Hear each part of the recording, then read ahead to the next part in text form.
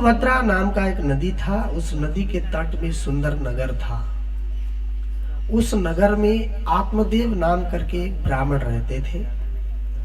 उनकी पत्नी का नाम था धुंधुली और बड़े सुख से रह रहे थे। सब कुछ था उनके पास, संपत्ति भी था और बड़े अच्छे मति सन्मति के ब्राह्मण थे।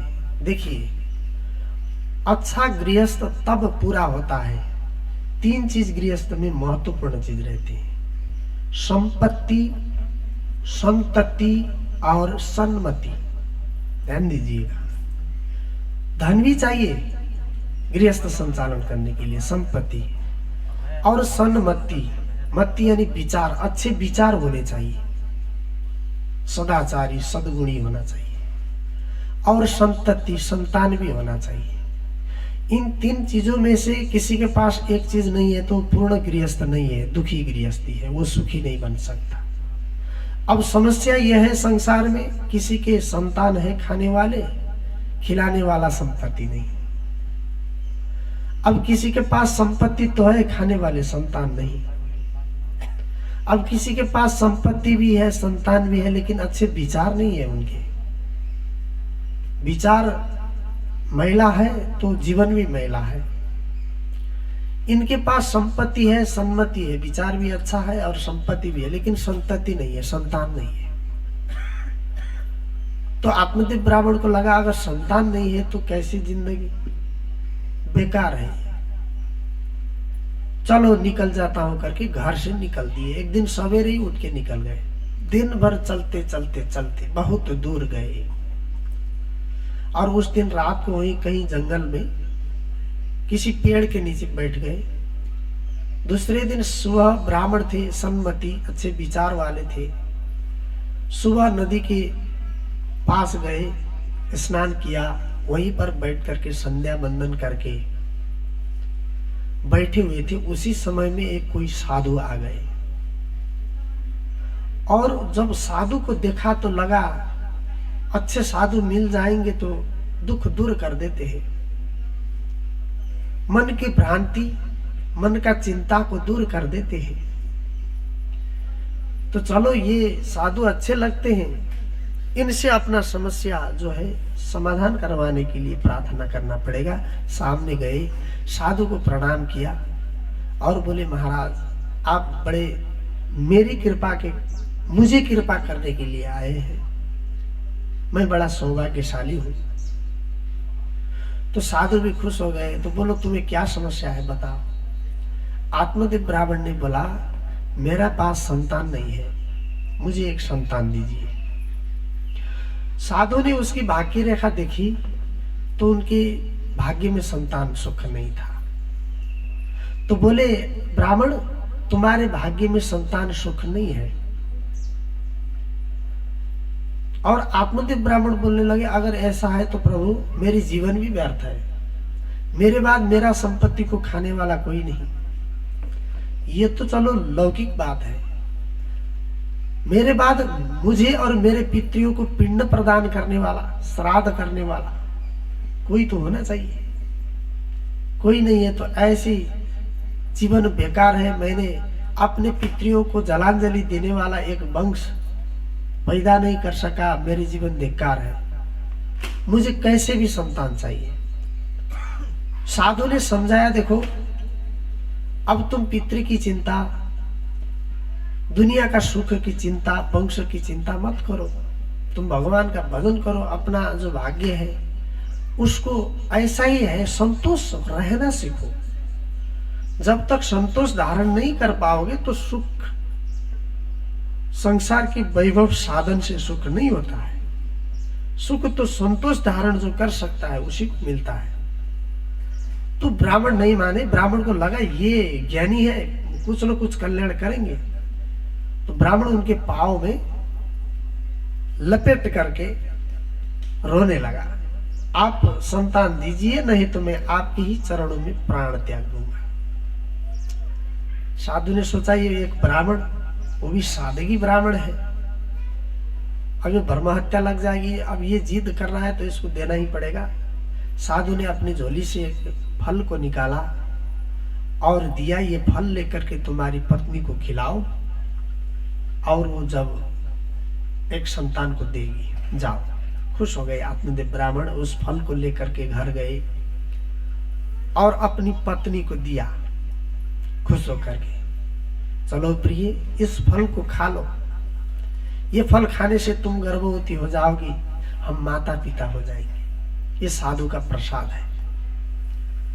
धुंधली ने उस फल को लिया और जब कमरे में गई तो यूं सोचने लगी कि अगर मैं इस फल को खाऊं तो मैं गर्भिणी हो जाऊंगी,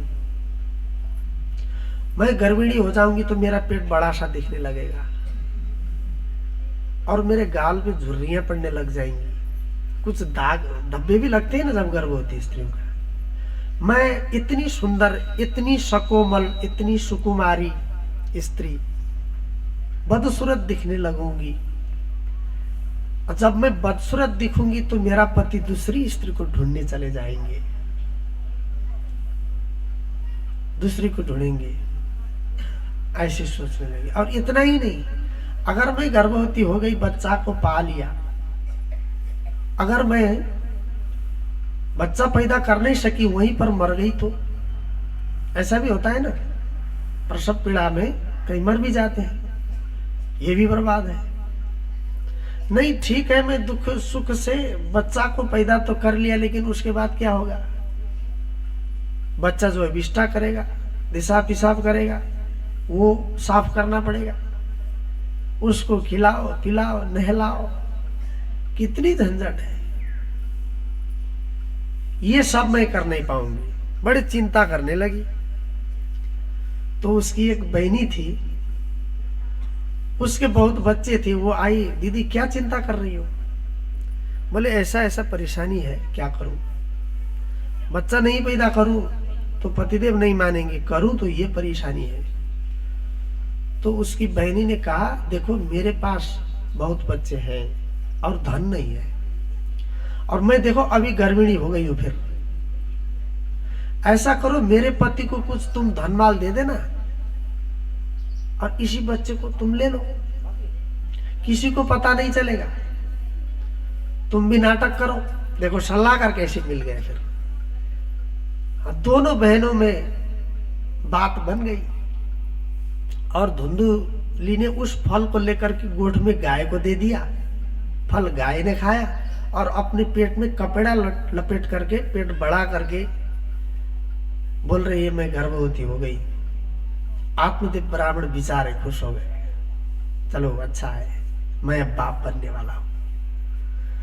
दान किया, पुण्य किया और अपनी पत्नी की भी बहुत सेवा करते हैं, बड़े मिष्ठान्न भोजन लेके आते हैं, बनाते हैं, सेवा करते हैं, तेल मालिश, बहुत सेवा किया। अब वो नाटक कर रही है, फिर उसके पेट में तो कपड़ा बांधा हुआ है। तो ऐसे करके जब 9 महीना यानी 10 महीना पहुंच गया तो उसकी बहनी के यहाँ पुत्र पैदा हो गया। उसने चुपके से ला करके दे दिया और उसने भी अपना कपड़ा खोल करके बोला कि मैंने बच्चा पैदा कर लिया, देखो। आत्मदेव ब्राह्मण दूर से ही देखे, हाँ ठीक है। देखते ही स्नान करने चले गए, स्नान करके ब्राह्मणों को दान दिया, गरीब को खिलाया पिलाया और आए। 6 दिन हो गया। जब घर आए तो गोठ में गाय की सेवा करने के लिए गए थे, तो गाय ने भी एक बच्चा पैदा किया है।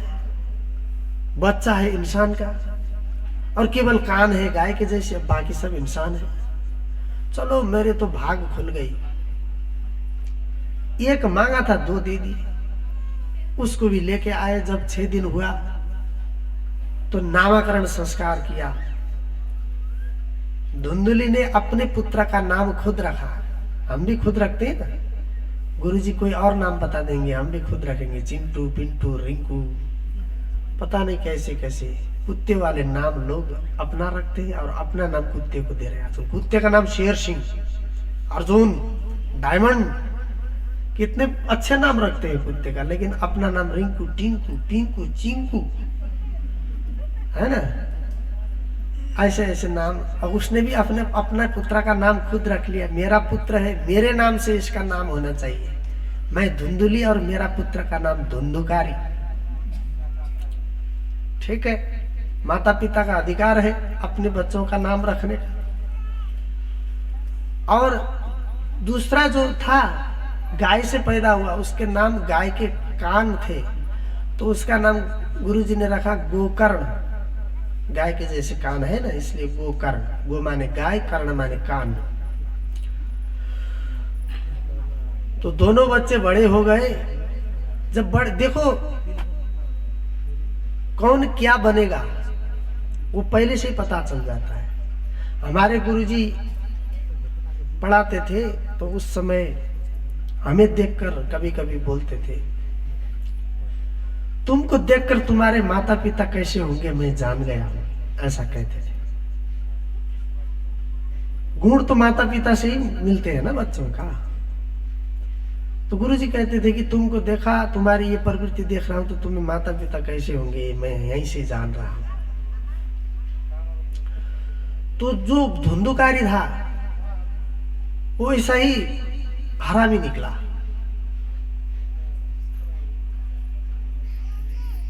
गोकर्ण पंडितो ज्ञानी धुंधुकारी महाखला। गोकर्ण था ज्ञान सुनने का, कुछ अध्ययन, कुछ बड़े लोगों से संगत करता था, बड़ा मृदुभाषी था, मीठे वचन बोलने वाला, सत्कर्म करने वाला था। और धुंधुकारी हरामीगिरी करता था, कभी चोरी करता था, लड़ाई करता था, कोई बच्चों को कुएं में धकेल देता था, ऐसा कुछ न कुछ उठपटंग करता ही रहता था। तो जब धुंधुकारी की अपराध और उसकी हरामीगिरी बढ़ने लगी तो गोकर्ण को चिंता, मतलब आत्मदेव ब्राह्मण को चिंता होने लगी। बोलने लगे, वंदे तुम तो समीचीनम कुपुत्रो दुखदायक। इससे तो अच्छा इसकी मां बांझ ही ठीक थी।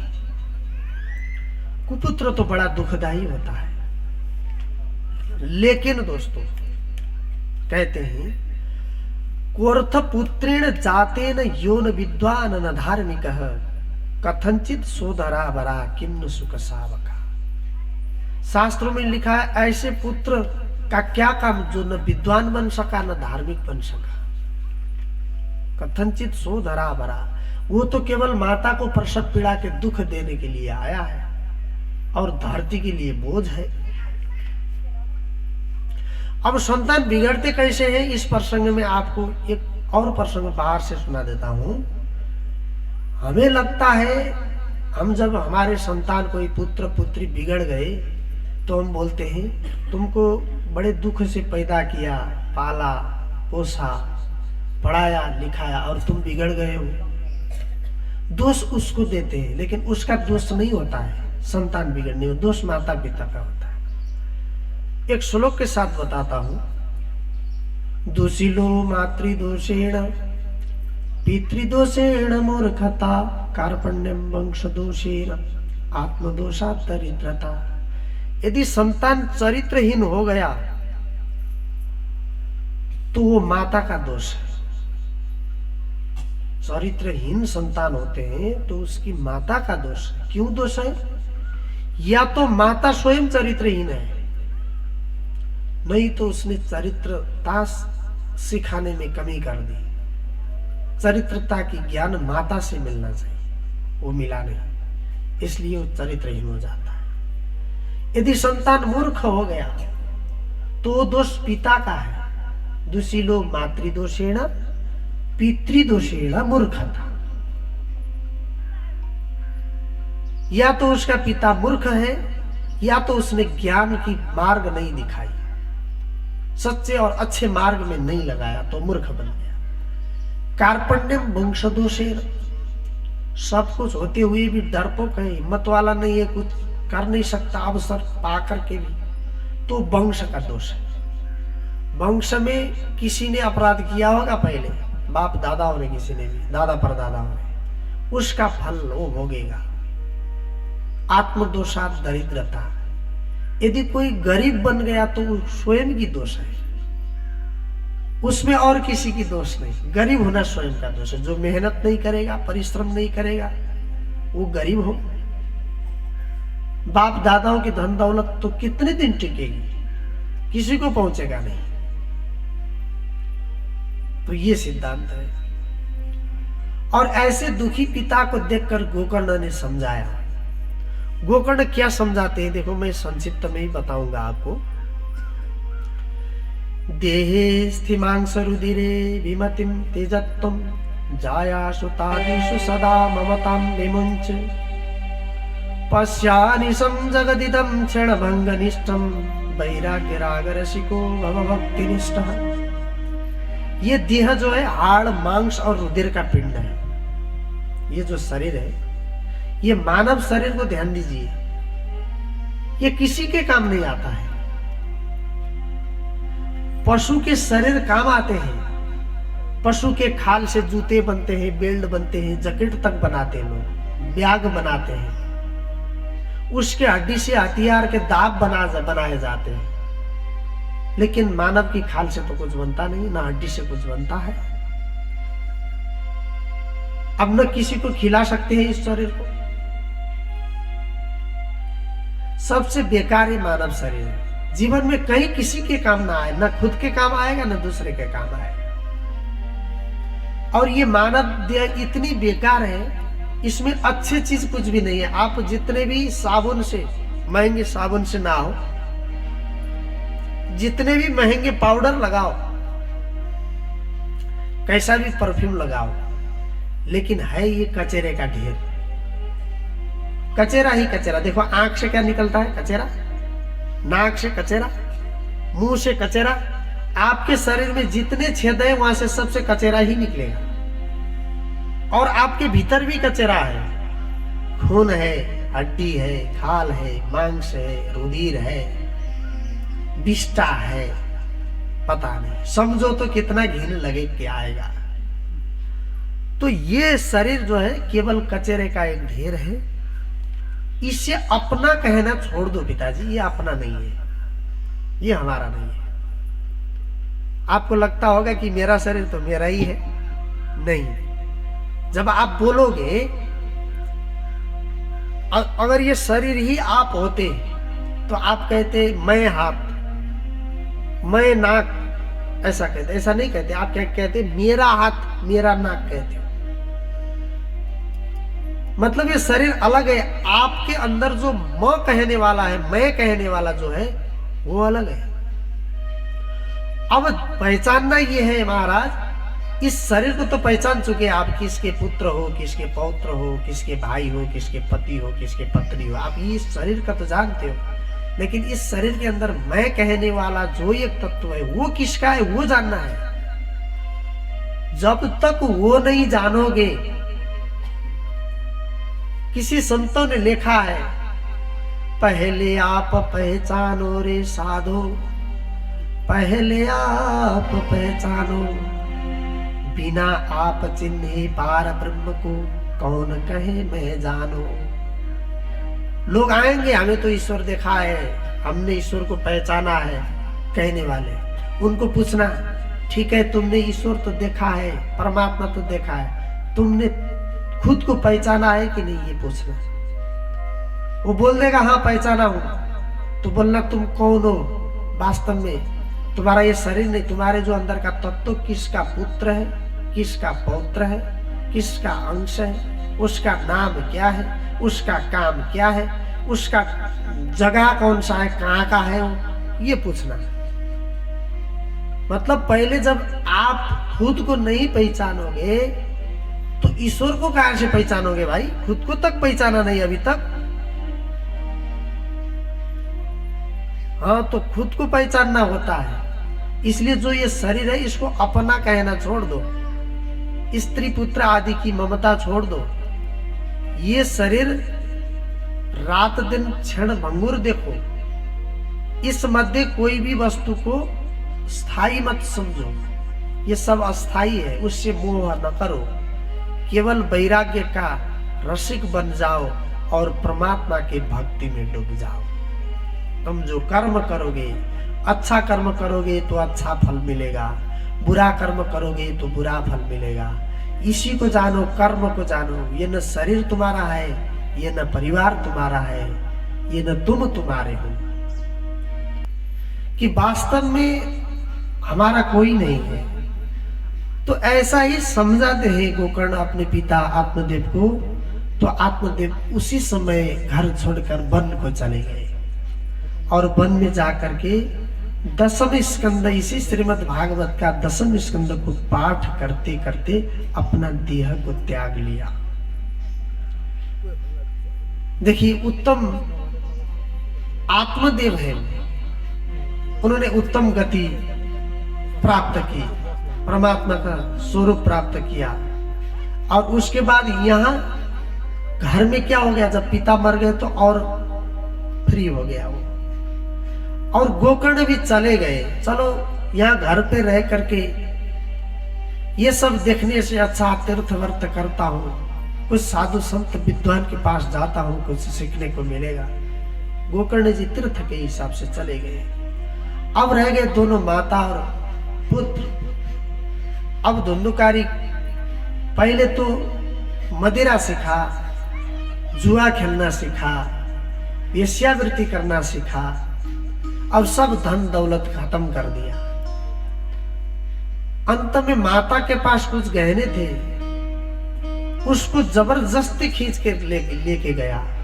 ये सब दुख को देख करके उसकी माता भी कुएं में कूद कर मर गई, क्योंकि जिसकी जैसी करनी वैसी भरनी होगी। अगर खुद नीति सिद्धांत के साथ रहती, वो फल खुद खा लेती, तो गोकर्ण जैसा है कि पुत्र होता, सुखी होते। अब अपनी सुंदरता के चलते हुए दूसरे का पुत्र को अपना पुत्र मनाने वहां चली। और उसकी बहनी, उसका जो दामाद था, वो पता नहीं कैसे आचरण कुआचरण के थे। तो जैसा बीज वैसा ही फल लगेगा। अब अकेला रहा महाराज, तो उसने क्या किया, उसके बाद संपत्ति खत्म हो गई तो चोरी और लूटना भी सीख लिया। और घर में ही वेश्याओं को ला के रखने लगा। एक नहीं 5-5 वेश्याओं को रख लिया। और एक दिन तो धुंधुकारी ने बड़े ही घर में चोरी किया, बहुत धन माल लेकर के आया। अब उन वेश्याओं ने सोचा, देखा कि बड़ा धनवान तो लाया है, लेकिन ये ऐसा ही करेगा, अंत में अगर ये किसी दिन पकड़ा जाएगा तो साथ में हम भी पकड़ेंगे। अभी से सावधान रहना होगा, ऐसा सलाह किया। और वो धनमाल लेकर के जाने की बात हुई तो उसको मारने की बात हुई। तो रात में जब मदिरा पी करके सोया हुआ था, तो उसी समय उसका गला दबाया, गले में रस्सी बांधा और कस के खींचा, 3 उधर 2 इधर। मरा नहीं, पता नहीं कितना शक्तिशाली था। तो उसके मुंह पर ये जो जलता हुआ आग का लकड़ी जो है ना, अंगार डाला गया, फिर भी मरा नहीं। तो उसका मुंह जो है प्लास्टिक से या कपड़े से मुंह बंद करके अंत में मारा। और मारने के बाद घर के अंदर ही उसको दफना दिया। और वो धन माल लेकर के वो वेश्याएं चली गई। अब महाराज जब मरा, अच्छे आदमी मरते तो प्रेत बन जाते, वो भगवान थोड़ी बनता। भयंकर डरावना प्रेत बन गया।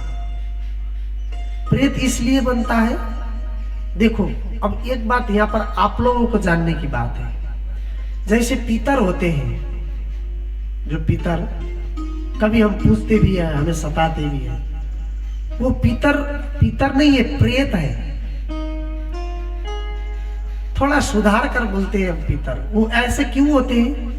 उनके लिए स्वर्ग में कोई जगह नहीं, उन्होंने ऐसा कर्म किया ही नहीं कि स्वर्ग जाए, अथवा उससे ऊपर परम धाम तक की तो हम बात ही नहीं करें, स्वर्ग तक का बात करते हैं।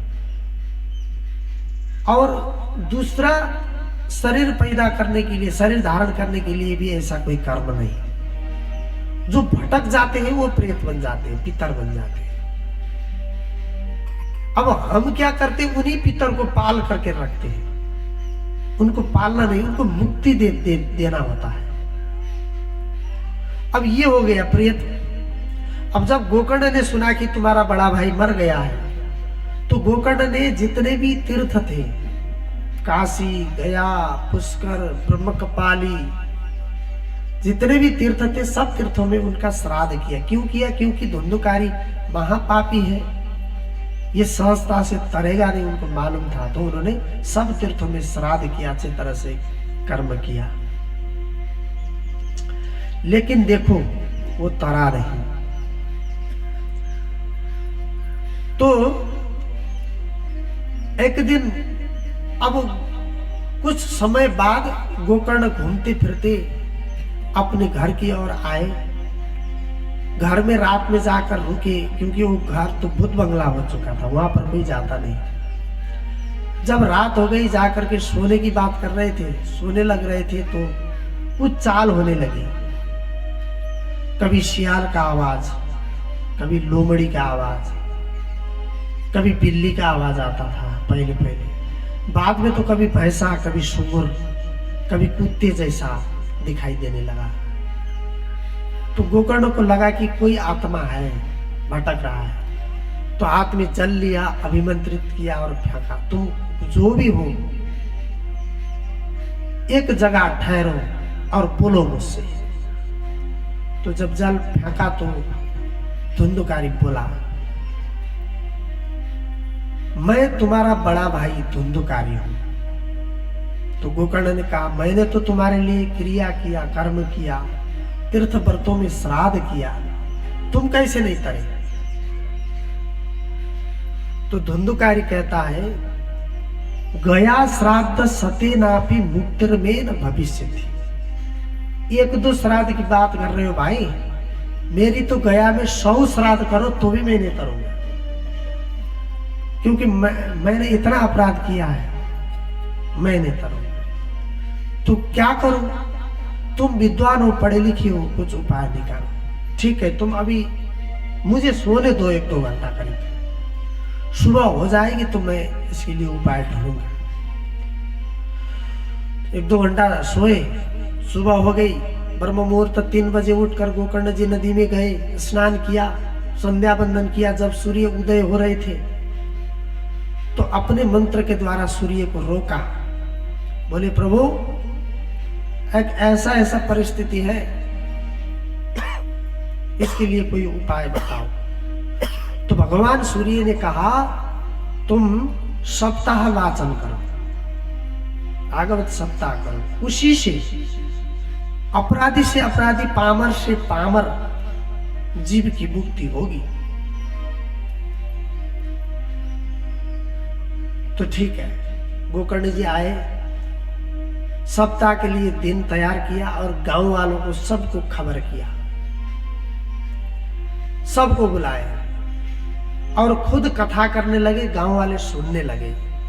जब कथा कहना शुरू हुआ तो वो आत्मा धुंधुकारी का उस कथा के लिए घूम रहा था, जैसे चक्रवात होती है ना हवा की, ऐसे हो रहा था। देख रहे थे गोकर्ण जी ये धुंधुकारी है। तो दक्षिण के तरफ एक बांस का 7 गांठ का बंबू था, उसी के निचले हिस्से में जाकर के वो बैठ गया। अब गोकर्ण जी कथा सुनाने लगे।